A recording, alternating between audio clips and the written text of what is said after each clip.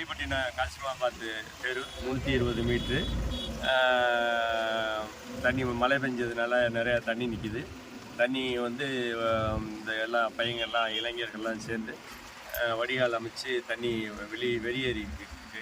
இப்போ மோட்ரு வச்சு எம்எல்ஏ சார்பாக அந்த தண்ணியை வெளியேற்ற போகிறேன். ரோடும் வந்து இது டெண்டர் விட்டாச்சு, கையோட வேலை பார்க்க போகிறாங்க.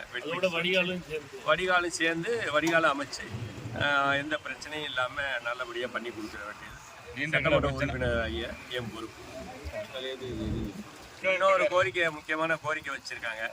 மல்லிப்பட்டத்தில் ஒரு 3-4 தெரு வந்து அது ஆண்டிகாடு பஞ்சாயத்தில் வருது, அது ஒரு பாதிப்பு எங்களுக்கு அப்படின்னு சொல்லியிருக்காங்க. அது சட்டமன்றத்தில் முதலமைச்சர்கிட்டையும் கோரிக்கையாக வச்சு அதை நம்ம மல்லிப்பட்டத்தோடு அந்த மல்லிப்பட்ட பஞ்சாயத்தோடு சேர்க்கறதுக்குள்ள முயற்சி எடுக்கிறேன் அப்படின்னு தெரிவிச்சுக்கிறேன்.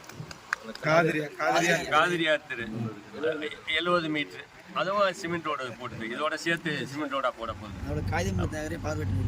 நகரையும் பார்த்துட்டு அதுக்குள்ள ஏற்பாடையும் பண்ணிட்டு இன்னொன்று மழைநீர் வடிகால்லாம் எதுவுமே தூர் வரப்படாமல் இருக்கு. சரி, அதை வந்து நீங்க உங்களுடைய இந்த வர வருஷத்துல அந்த மழைநீர் வடிகால் இது பூரா வாய்க்கால் பூரா தூர் வர்றதுக்கு ஏற்பாடு பண்ணி கொடுத்தாங்க.